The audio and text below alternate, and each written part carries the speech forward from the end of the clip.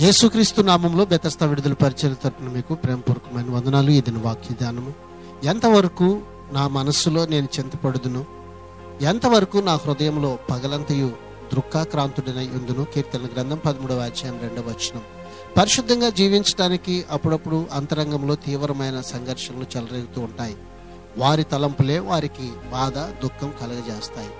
పరిస్థితులు అలా ఎందుకు కలుగుతున్నాయో వారు అర్థం చేసుకోలేకపోతారు. నిజంగా తరచుగా విశ్వాసులు పెనుగులాడవలసినది తమ మనస్సులోని తలంపులు, పరిస్థితులతోనే గాని బయట శత్రువుతో కానే కాదు.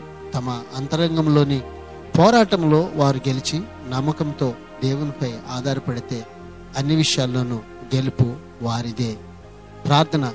మహాపరిశుద్ధుడా, మహోన్నతుడా, జీవాధిపతి, మా మంచి యేసయ్య, మరొక నూతన దినాన్ని మాకు ఇచ్చినందుకు నీకు వందనాలు, స్తోత్రాలు చెల్లిస్తూ మా మనసులోని తలంపులన్నిటిలో నీకు విధేయత చూపుతూ జీవించే ధన్యతని ఈ దినాన ఇదిగో ప్రభువా నీ ప్రజలమైన మాకు అందరికీ మీరు దయచేయమని యేసు పరిశుద్ధ నామంలో ప్రార్థించి అడిగి వేడుకుంటున్నాం తండ్రి. ఆమెన్.